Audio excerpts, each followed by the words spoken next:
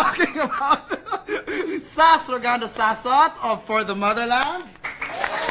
And RJ Nieto, aka Pinky Pinoy.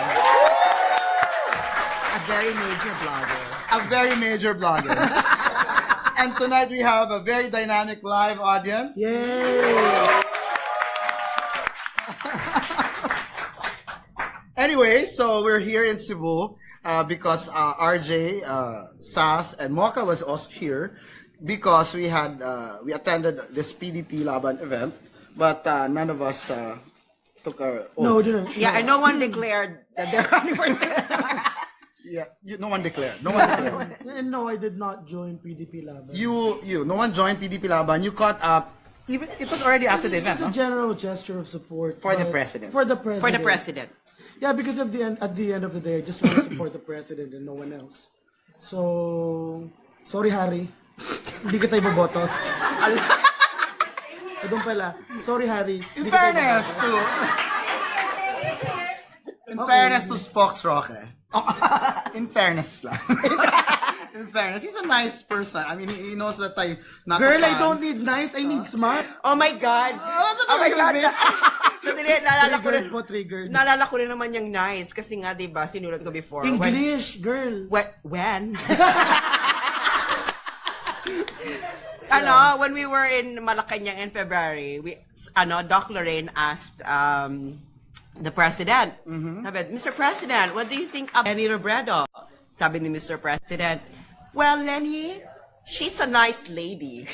No, actually, hindi pa eh. When we asked the president, parang, nagtanong, it was Lorraine, Doc Lorraine Badoy. Yusek Badoy now. Yusek Yusek Badoy now. She asked the president, she said something like, so what do you think about Vice President Lenny Robredo? The president's answer was an outright, GMA is a brilliant woman. Segue. Yeah. Segue. Lenny is a nice lady. After na. After na nun. Kaya when you said Harry Roque is nice, parang, GMA is a brilliant. Let's just say Harry Roque is very huggable. But to be fair with Harry Roque, to be fair,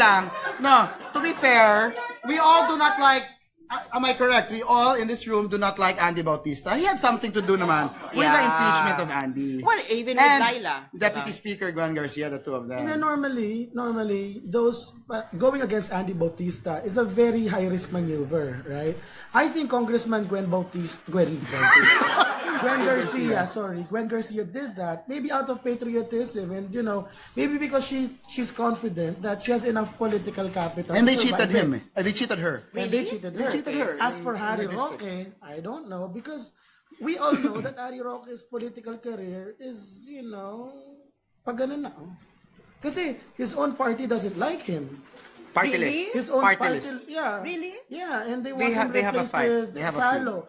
And that's also why I tell people na whenever people ask Harry Roque about Congressman Salo, Harry Roque goes full on Roderick Paulate, right? So parang is Harry so is Harry Roque a political orphan? Parang ganyan. Yeah, most probably. And he But has to Daddy D adopted him. Adopted him. so he has to make a name for himself. So if I were in his position, that's exactly what I would do. Go kamikaze on the Andy Bautista case, hope that somebody's gonna pick me up. And I think Daddy D did it. And then when he got into Malacanang, parang sabi ko, yeah, alright, he's a political butterfly, fine, but I want to give him a chance. Because in the first place, if you're the presidential spokesperson, thank you Strepsils for my voice. Because last time I didn't have a voice. So when you're the presidential spokesperson, all you basically have to do is to parrot whatever the president says, and maybe explain it a bit, but not not take liberties at explaining it. So I was like, all right, it doesn't really matter to me if he's a political butterfly as long as he just parrots what the president says until 2022. Then I'm fine with it. If he wants to run for Senate in 2022, then fine. I'm gonna campaign for him. That's gonna be his reward.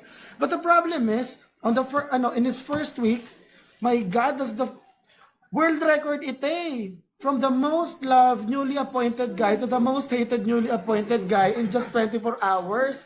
Diba? Or at least may na-achieve siya. Girl, nahiya si Papa Jesus, you know why? Girl, si Papa Jesus, water into wine. Siya, hollow blocks to pandesal. But, Sorry. man cannot live on bread alone. No, but, ako naman, I somewhat disagree with RJ here. I somewhat disagree because I feel, if he's going to stay, if the president's not going to replace him, then I would like the spokesperson to speak from a position of strength. But whatever the case, what this Harry Roque episode proves is that the Duterte supporters are not mindless robots who are told or Well, who are some paid. of them are, joke lang.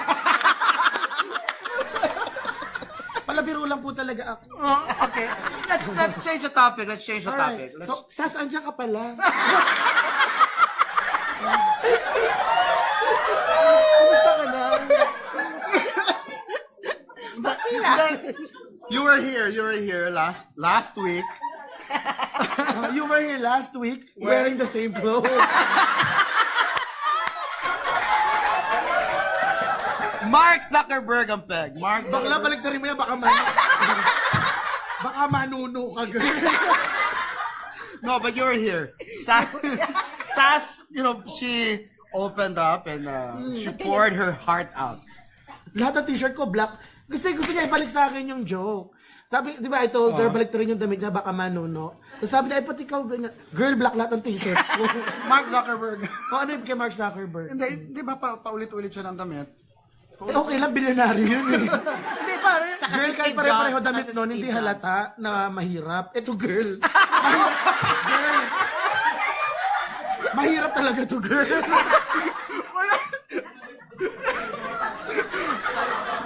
Hoy, tumigil kayo. Pag kumari kasi kami na to, sorry. Tumigil kayo. Behave. Serious topic. Serious topic. Okay.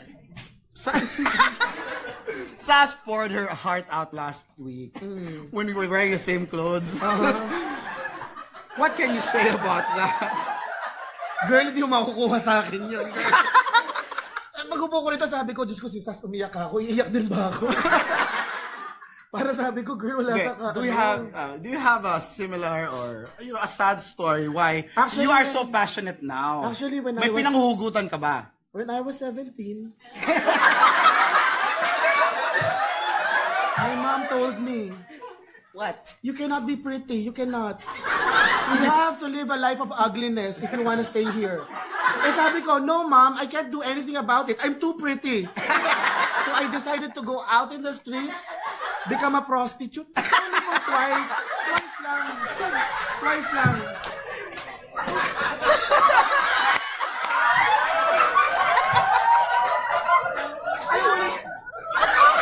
I only did it twice. Not once! That was so long ago and it hurts. Kasi si Jover, gusto niya ibilitin yung pinagdaanan ko, girl. Yun lang. Acting Pinoy! Hindi ka ba? Galing, hindi ko kinaya. Baka walang biro yung sibo ko tumutulog. Pamas! Parang ako rin Okay, tanong na. Yung totoo na Hindi, to. totoo yun. Totoo yun. Are you serious? I mean, Yeah. may pinanghuhugutan ka ba? Where Hindi, is this? girl. Where is this coming from? Where is your passion for our country? Ah, Why are you interested? And of course, I asked you about that when you were here. Why you're interested in politics? But I didn't ask you if you have like a traumatic experience in your childhood. Why? Sometimes, diba, everything can be traced. Hindi kasi ganito. A lot of people castigate me because they tell me na parang I'm rude, I'm mayabang, and that's true. Alright, I'm not. O, ganyan naman Yeah, talaga siya. but my attitude is about telling you the unadult. Bakit may tumutulog? I'm telling you the unadulterated truth. All right, that at least what my conscience tell me as the truth. I might be wrong, pero at least I don't go against my conscience. Now, the question is, why am I doing this? Kasi I started my life parang everything is according to plan. Na I was in UP, I was a consistent university scholar. My GPA back then was around 1.23, 1.24. Wow! Ano yung sabi ni Mocha kanina? Ano yung sabi ni Mocha? Ang hangin! Ang hangin! Pero ano, At nakasama niya si Falsis, ha? Di ba nakasama mo yan sa debate? I have a pass. no? You had a pass. No. Hindi. He UP was, debate, di ba? No, he's from FEU. Hindi sinikasama sa UP debate. Fake news yan. Si Hidaria. Si Hidaria. Richard. Oh, kabash ko siya na applicant ng ano. Gwapo pa siya nun, in fairness. It's okay. But I will not comment on the quality of his breath. But anyway, I said I will not comment. Hindi ganito. I regret having them here. The opinions and expressed in the show do not reflect Those are the employees of the on management. the buzz. Hindi, ito. Hindi, everything was going according to plan. But my dad died, tapos, pressure, and I was very sheltered. So, nag-breakdown ako. You had depression? I dropped out of college. Tapos, I did like very odd jobs for the next Prostitution. several years. Never prostitution. I can neither confirm nor deny. Tingnan na lang ang gaano kaganda and judge for yourself. Kayo na lang sumagot ang tanong na yun. But anyway, ito. So, pero somehow, I parang 6 years later, I went to Davao. A long story. Pero Davao essentially fixed me. Because it showed me na you can just focus on your career because everything else in your life works. Because in Davao, all you have to really worry about is your job, nothing else, because you don't have to worry about, who's gonna pick me up before I go home kasi di naman ako maririp, di naman ako mananakawan kasi safe sa Davao. Tapos you won't have to worry about fixing paperwork because the government there really serves the people. So so Davao fixed me. And then parang years passed, I was able to get up on my own tapos I had a very comfortable life. I was traveling the world, na to the point, girl, na nagreklamo na ako na lumilipad ng aeroplano. Girl, pag Pilipino ka, nagreklamo ka lumilipad ka na sa aeroplano, social ka na nun. Yeah. Social ka na nun. Social na ako nun. Pero $30 a night yung mga hotel ko sa New York. Yung mura lang po. Saan yan? Pupunta ako baka Mga hostel bookers, yung dormitel. Sabi ko nga, Let's talk kahit about it mapangit yung hotel ko, hindi naman pinapost sa Facebook yung picture niya. Oh, Di ba? where's that coming Girl, from? hindi, di ba yung pag-hotel? That's Ano bang pangit yung hotel mo? Ano ba kung $1 pizza kinakain mo? Ipag-promote ka sa Times Square. Di ba? So, anyway, ang point doon, by the second or third time I went to New York, I told myself parang, I'm just burning money. I don't need to do this.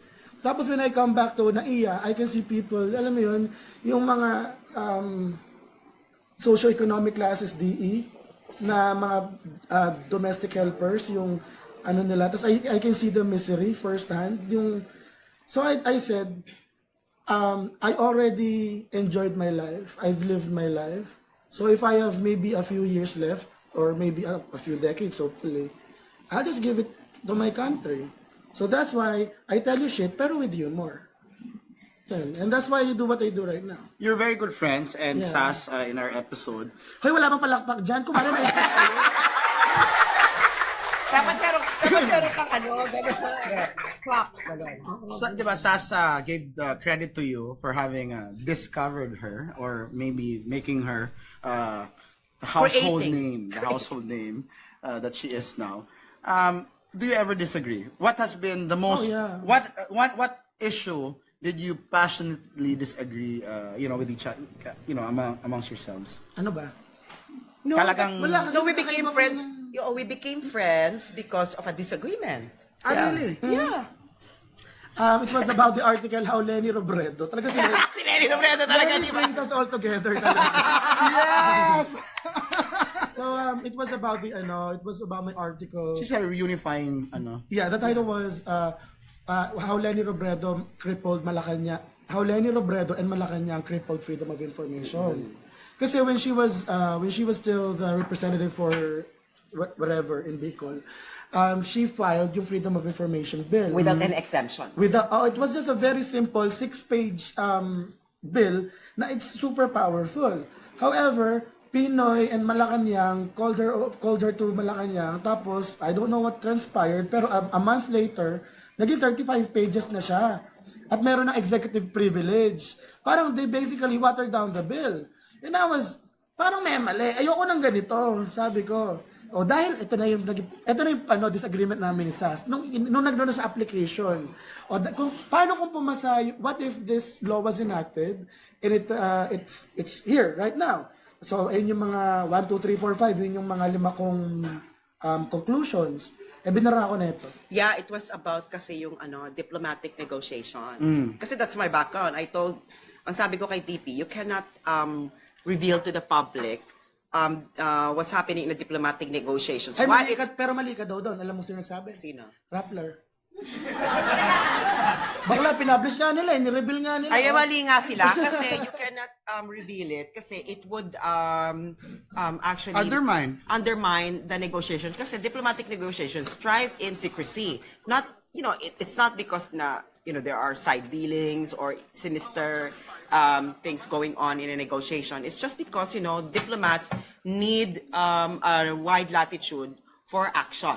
Mas malawak na space away from public opinion. Kasi public opinion doesn't always have the long-term interest of the country in mind. It's very reactive. So yun yung disagreement namin na cherry.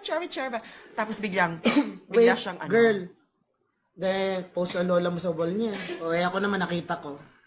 Dabati kami, girl, sa wall niya. Inataag yung wall niya. Sa wall ko talaga. Dabati kami. Sa kubongga, sinasagot ako ni TP. Girl, nung mga pang-5 exchange niya, ayaw ko itong bumigay. Kasi sabi ko, hindi naman ito bibigay itong bakla na ito kako. Alis na ako rito. Tapos the next day, na-realize ko, medyo tama siya eh. Sabi ko. Tapos ako, tinignan ko yung ball niya, sabi ko,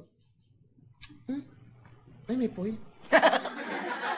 O, nagkinonta ko siya, in-email ko. Sabi niya sa akin, Sass, si TP to add mo ako sa Facebook. Tapos yun na yun. So I don't stifle dissent. I actually respect dissent. Because it brought you together. But don't be stupid while dissenting. Yung dissent. You may raise wrong points, pero I have to feel na you did everything you can and with no malice. Parang ayaw mo kay Aika Robredo. Nag-dissent siya. Wag si Aika Robredo. Biyak yun. So that's what brought you together. Dissent brought you together. But let's talk about when we return from this short break, the things that continue bringing you together, like things like Rappler and other things. When Open Mic returns with Thinking Pinoy and Sass Rogando Sasot.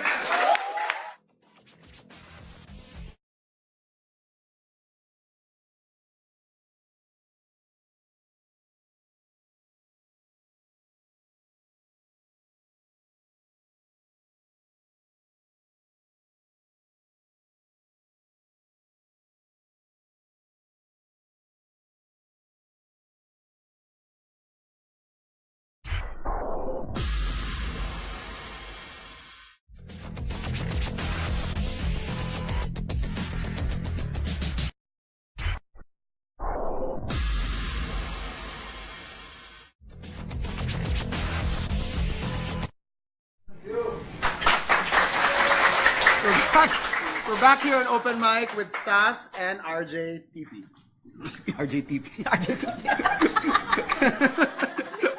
Mga friends, tinipid na po ako sa talent fee. Talent P. P. Sa billing. Talent P na yun, talent P. Anyway, let's talk about Maria Ressa. Maria Ressa. But wait. When I decided na I'm gonna promote this bitch, sabi ko, I told myself, hindi kasi ganito. I was really rising back then in the sense na tumataas na yung followers. Tapos tumataas na rin yung reach ko every week, 'di ba? So I was like, may problema because at the end of the day, I'm still a college dropout. Na they will use it against me. So I need someone who's probably smarter than me, who has more potential, and I think that's her. That's the same way I'm also promoting Chris Lam Hunsay right now. He just graduated last year, yung mukhang ni Idol. Yan.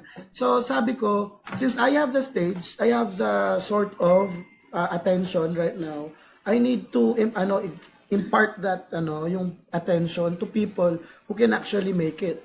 Kasi I don't plan to do TP forever. Ayaw ko forever. Nakaka-stress to eh.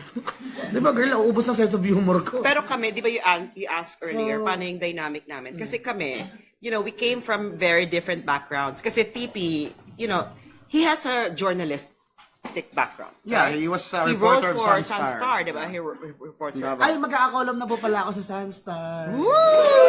Sunstar Cebu? Sunstar Cebu. Tapos, ako, ang background ko is academic.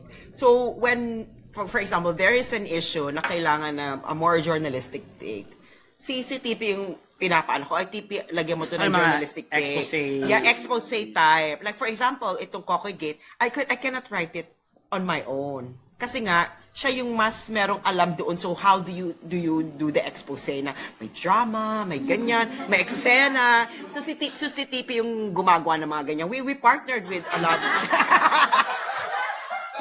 we partner with a lot of issues. Tapos pag siya Paano naman maniniwala sa expose mo?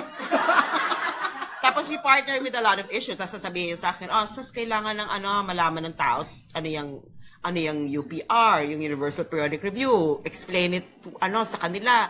You know, when he wants to public to have a clear understanding ng mga issues na i-brought up niya doon sa kanyang article, he asked me na, can you do this? Ganyan. So meron kaming symbiotic relationship. Scratch your back, you scratch mine, Hindi No, lang not back. really. Hindi lang back, charot. It's more like, it's a collaboration. It's Kasi, collaboration.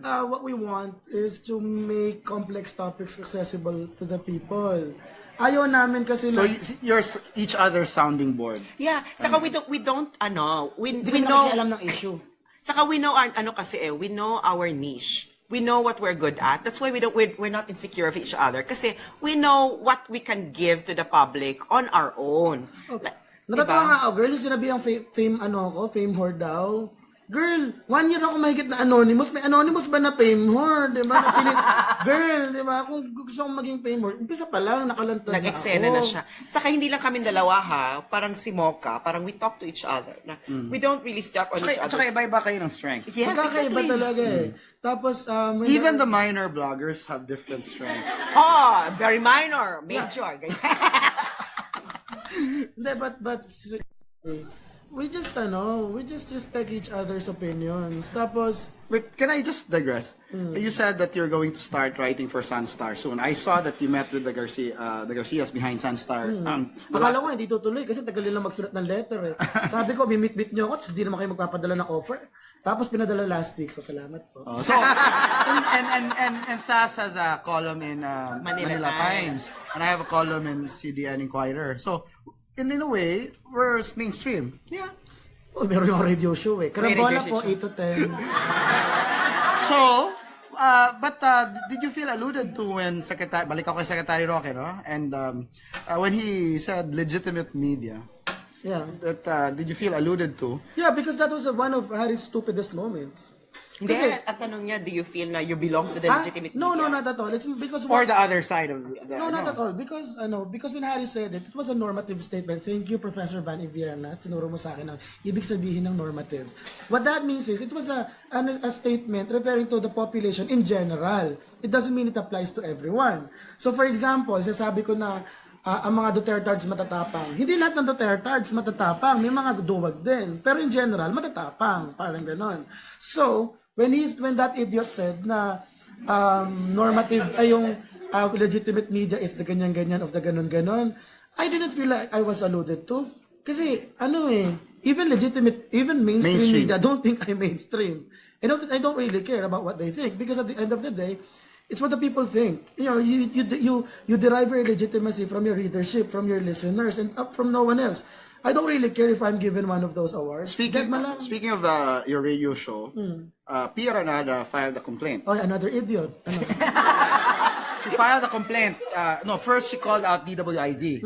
And I think because she felt that DWIZ might not act on it, she elevated it to the KBP. Yeah. What is the status of that complaint now? It's gonna be trashed. Kasi for one, number one, she filed a case sa KBP. Kapisanan ng broadcasters. Kapisanan ng mga akala ko KKK. Pero so nagdala siya sa KBP. However, KBP can only castigate DWIZ if it was an official statement from DWIZ. Now, unless DWIZ says na what TP said is also what we think, hindi yun by default. Hindi yun by default. So at the end, ako lang ang accountable. So ngayon, kung i-analyze mo ng konti, semantic nitpicking lang yung ginawa. Pamimiloso po lang ang ginawa ni Piera niya. Hindi, it was really idiotic. Yeah. Na, So, But KBP has the power because they did it to Mocha, huh? right? no, it was Right? no, it was different. It was a different- It wasn't KBP. It was a totally different story yung kay Mocha. Ang thing, una, Pia and Rappler are not members of the KBP. Hindi man nga lang sila Philippine Press Institute. Wala sila. NUJP, hindi rin nga sila member eh.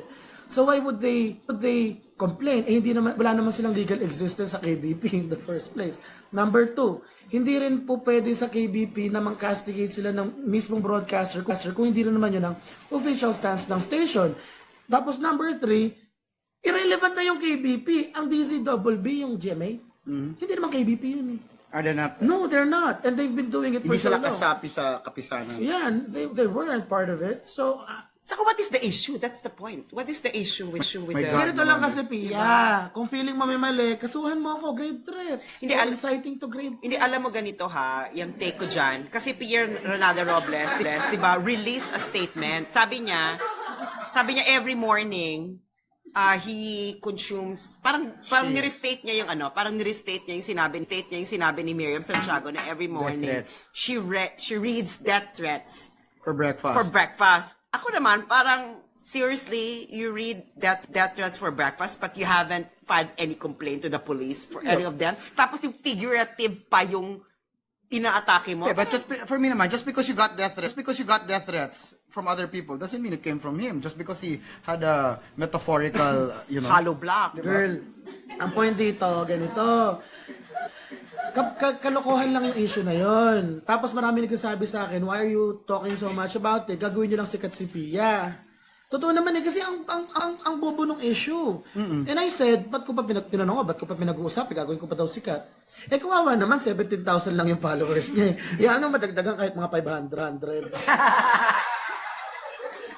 Or 700. O 700. Yung umalis mo sa isa, lumipat doon sa kabila.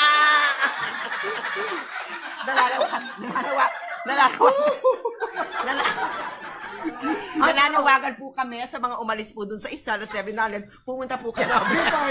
Besides yung inalisan ng 700, he doesn't care. Okay, let's talk about. No, because you mentioned that. What's your take, Sass? Sass, what's your take on this? Before TV, what's your take on this feud? No, parang factions or feud, whatever it is, among DDS bloggers, minor and major, masters and doctorate.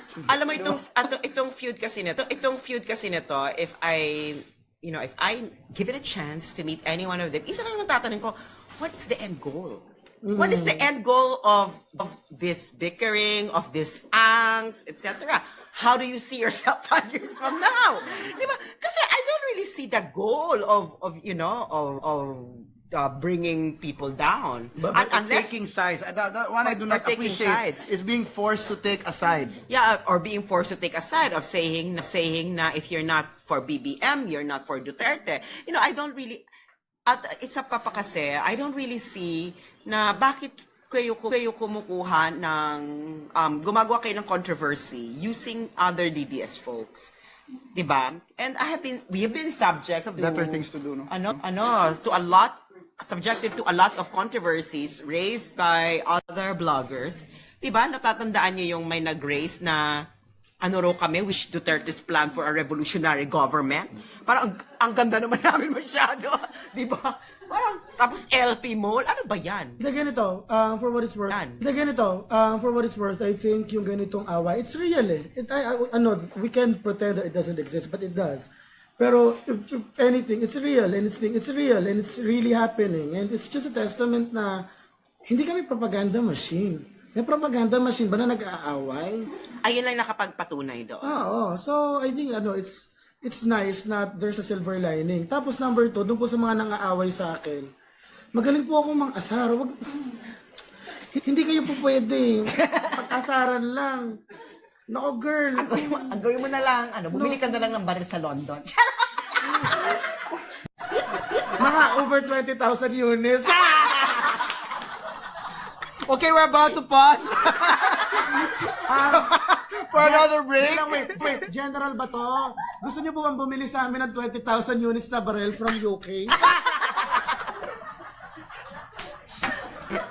Kinakabahan na si Ma. No, it's okay.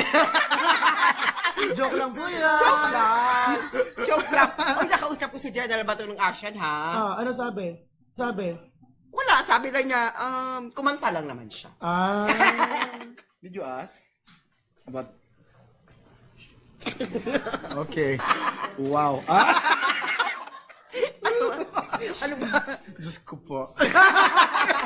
Sorry po, inside joke yun. Pero wag po kayong magkilala, narinig po na nagpupunit na ng buhok ngayon.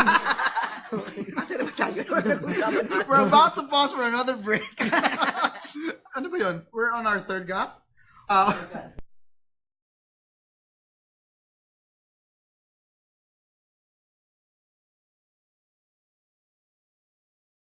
Narinig po na nagpupunit na ng buhok ngayon. Kasi naman tayo nag-usapan natin. We're about to pause for another break. Ano ba yun? We're on our third gap? Now, Yeah. toward our third. Okay. We're about to pause for another break. Onto our last gap with Sass and RJ. Open mic with... Delay daw yung audio.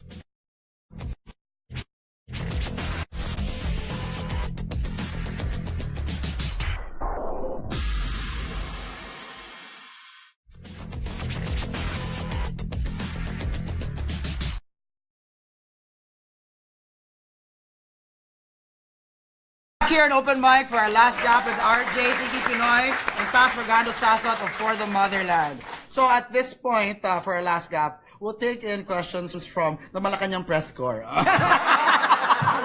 Ito lang, mabilis na disclaimer lang. Kasi a lot of people think na since we support President Duterte, we support his entire government. No, well, we do, we generally do. But that doesn't mean na we will give you parang unwavering na, yes po, ang galing. Ang galing niyo po. It's not gonna work like that. We have our own principles eh. And when we see something wrong, we will call you out. Oh, I criticized Bato before, ha? That's right. So that's why in an open letter I issued about 2 weeks ago, I told everyone in Malacanang minus PRRD na you're because PRRD wants you there. We didn't vote you to go to the palace, di ba? And if we see something wrong, we're gonna grill you. So don't think na social media is your ally forever even if you kick us around. Kasi at the end, see kayo, everyone here na may Facebook who speaks out their minds, kayo yung binabaliwala ng palasyo. So I think it's time for people in the palace, the decision makers, to take the opinion of people online into to take them more seriously. Kasi parang ang dating ngayon, mas interesado pa kayo sa masasabi ni Pia Ranyada kaysa sa taong bayan. Girl, kahit paano pagbalik-balik tuloy nyo dyan, isa lang ang boto ni Pia. Yung taong bayan marami. Diba? So, ikaw Harry Roque, kung gusto mong manalong senador, ayusin mo ang trabaho mo.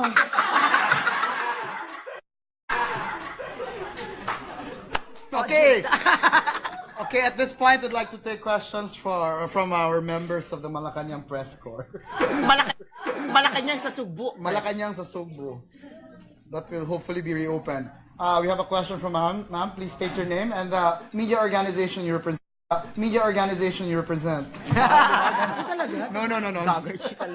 No. I'm sorry, ma'am. Elisa Torres. Elisa Torres has a question. Really? Wow! Which presidents, ma'am? Hopefully not.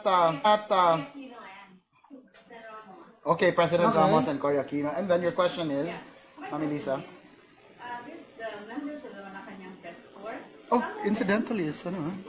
Some of them give very biased reporting. Yeah. I wonder why Secretary Andanar is not, booting them out.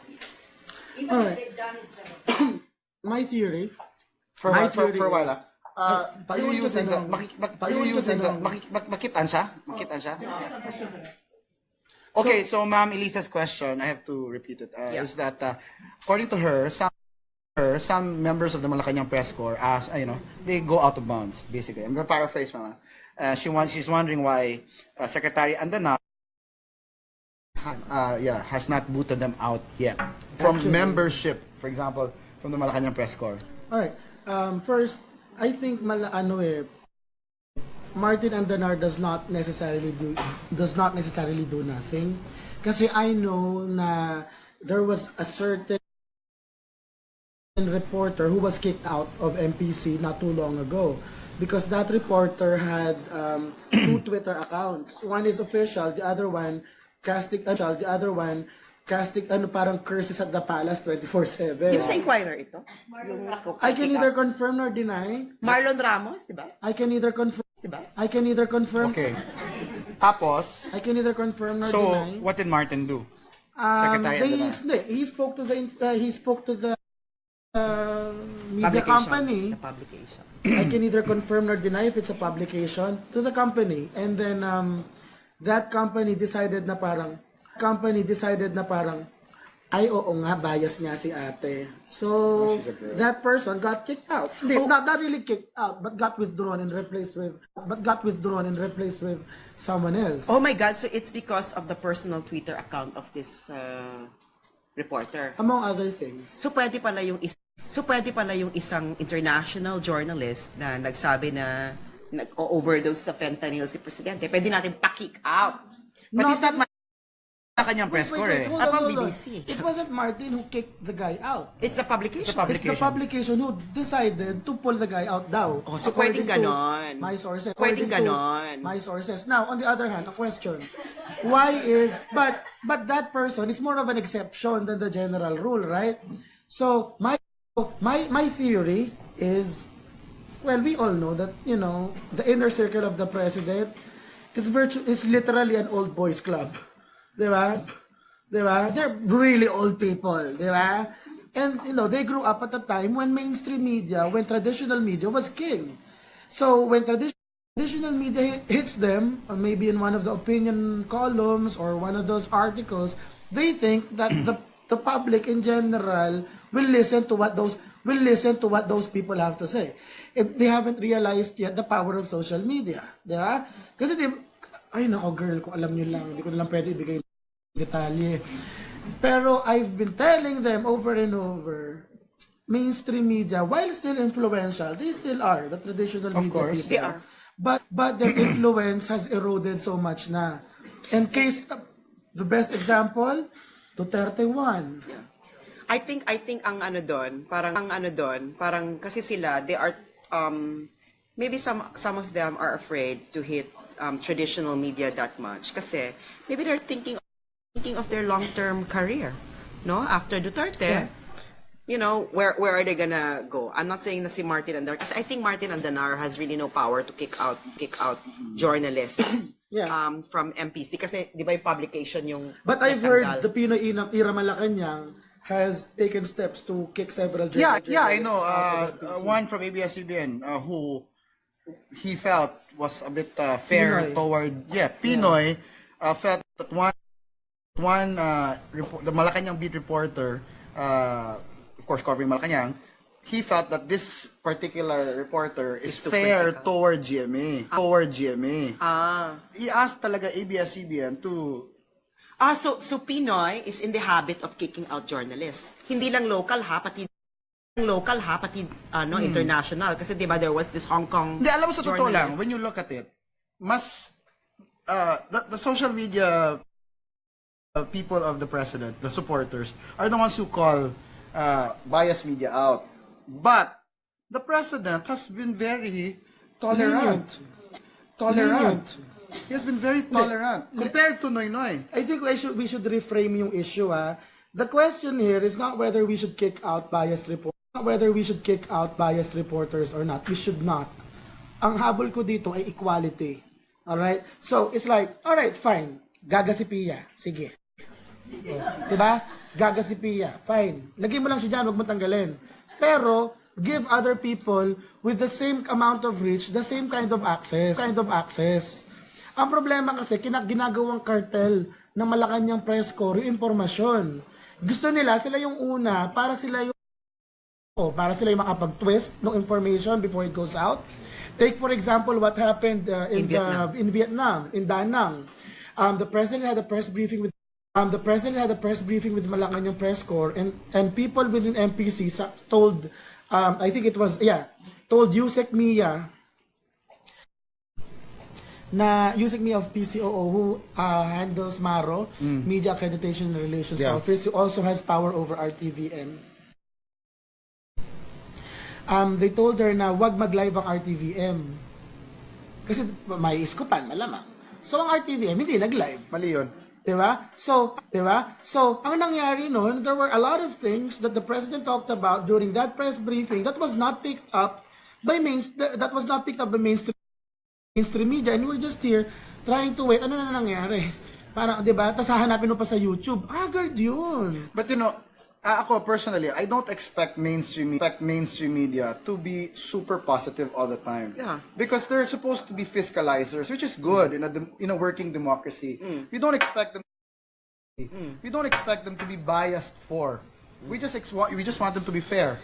No, I don't even expect them to be fair. Ganun akong kaliberal. But in this age of social media and Facebook live videos, people, OFWs, are able to tell the difference between a report that's biased and slanted and what they actually saw for themselves that the president said. Kaya For lang, example, no? ang problema kasi, girl, ganito. Wala akong problema kung biased sila. Basta, yung impormasyon na nakukuha nila, meron ding ibang alternate sources. Kasi they can be biased all they want. Pero ang problema kasi, there's something like, the telcos. And internet in the Philippines sucks. Dahil ba doon, hindi ka na mag-internet? Mag-internet ka pa din, wala kang choice. Ngayon, sa Malacanang press corps, look, lahat sila kunwari, biased. Hindi ibig sabihin, hindi ka na makikinig sa sinasabi ni Presidente. Hindi. Makikinig ka pa rin sa kanila, pero you have to go through the agony every day of having to filter out the biased statements, di ba? So what I'm trying to tell Malacanang is give people access. Hindi mamamatay ang Malacanang press corps kung may 5 kang vlogger na isali. Di ba? Hindi sila mamamatay. Well, Pwede silang mamatay. Oy, straight na naman yan. Piyara na. Naman yan, Hindi, I think kasi ganito, in the age of Facebook Live kasi, parang nagiging irrelevant na yung Malacanang press corps kasi the kanyang press corps kasi the reason why they were there at yung competitive advantage nila over other journalists is sila yung merong direct access dun sasabihin ng Pangulo, yung mga sasabihin ng spokesperson. Pero in the age of Facebook Live, everything that's being said there is instantaneous yung pagdating sa mga tao. So, ano pa isusulat mo? But Sass, I agree, no. But to an extent, mainstream media in the Philippines, local press, they have a way, you know, international coverage. A lot of times they base it from the local reports. Yeah. So that's how the Malacanang press corps is relevant, and that's why I sort of understand, for example, the spirit of why Harry Roque was trying to do what he did. Yeah. Although it came off as wrong choice of words.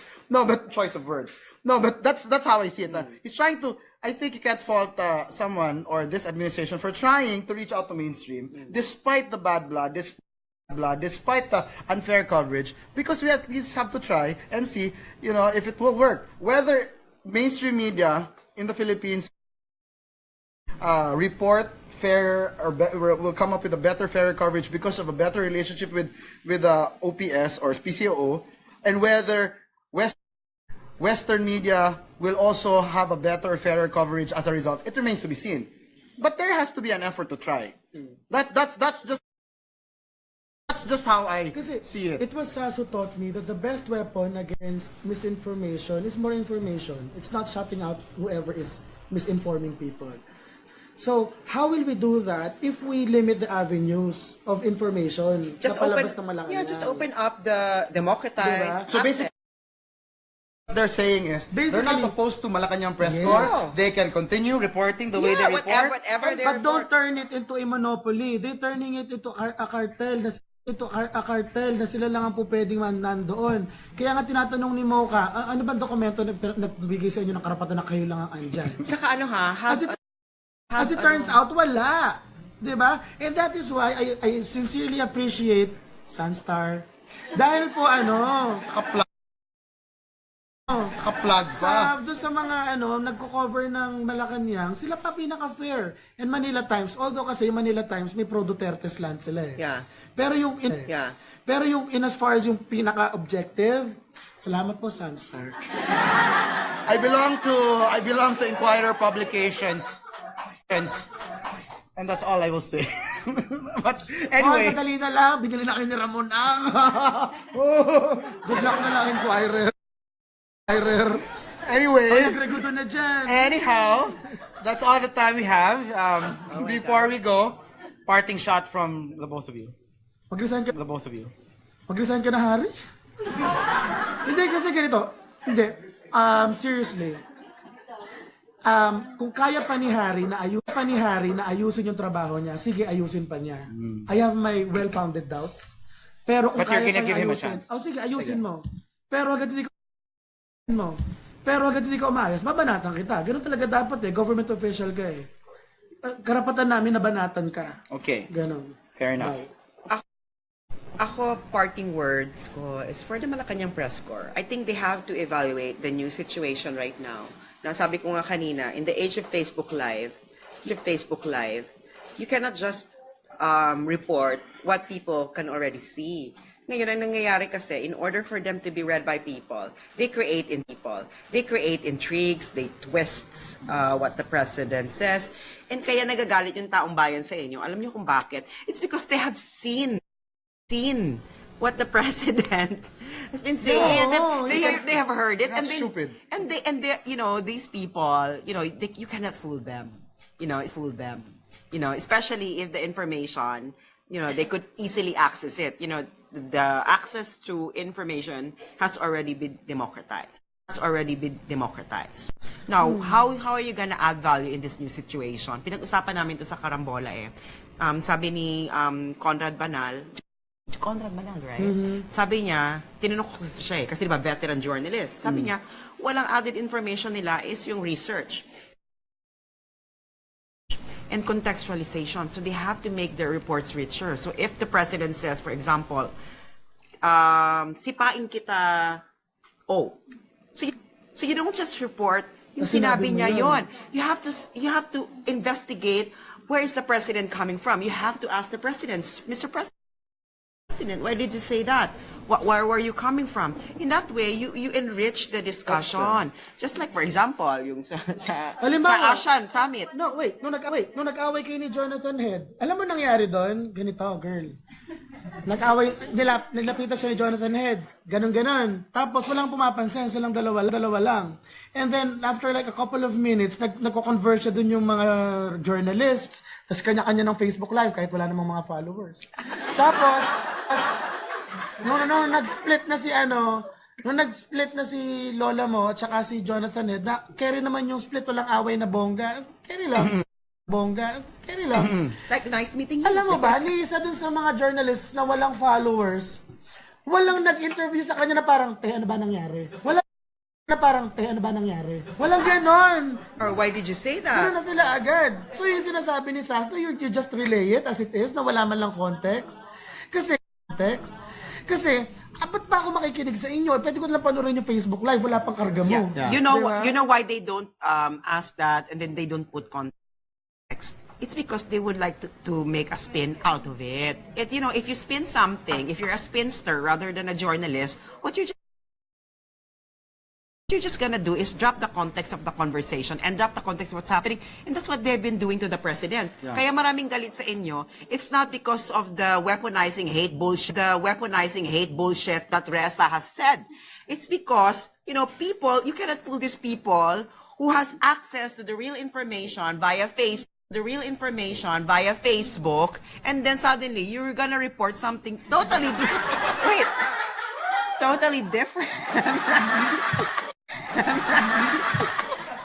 Totally different from what they've heard. Yun sila nagagalit. Just, my God naman.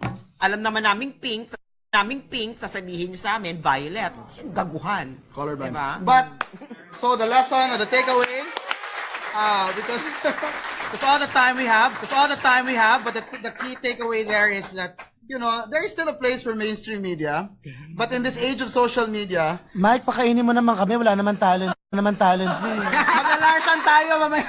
Mabartong ka.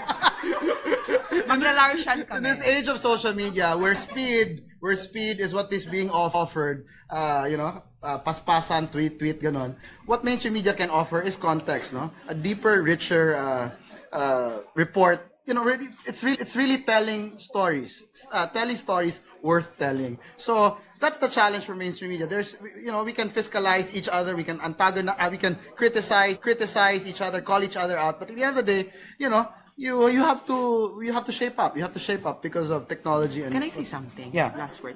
I was interviewed by students of Ateneo de Davao for their master's thesis. Undergraduate thesis.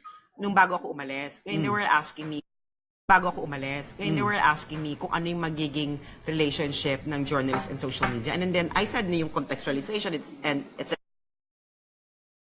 Tapos sabi na nag-interview sa akin, I think that's what bloggers are already doing right now. Na pag may sinabi yung Pangulo, they're contextualizing it, they're giving a richer background. And I think that's the reason why, for example, People thinking... gravitate towards Oo, bloggers, bloggers. towards me, and the very minor blogger, Sass Rogando Sasot. Diba? Kasi nga, they're giving a more background and etc. So I think, sabi ko, at the end of the day, journalists training is to gather facts. They're very good at, they should be good in gathering facts. To what you signed up for, because a veteran journalist told me na nobody gets awards by being pro-government. Yeah. Ang problema, this government is doing very well. So they still find ways to twist stuff, to make them look adversarial. Kasi girl, most of the people in MPC are just pinabili ng suka journalists. They are very young. They don't have experience. They're still trying to make a name for them. They're still trying to make a name for themselves. Paano kung wala kang maging award after your MPC still? O, di ba? Diba? Mas masahol naman yung may mga Princeton degree, pero yun pa rin ang pinagsasabi. Oh my God! Diba? Parang ganito. Ay bakla, hindi experience ang kailangan. Ano kailangan ng moisturizer? Okay! Okay! This has been another episode of Open Mic, and this one was with Thinking Pinoy, RJ Nieto, and Sass Rogando Sasot of For the Motherland. This has been Mike Lopez. Until I return from my vacation, good night and Godspeed. Good night and Godspeed.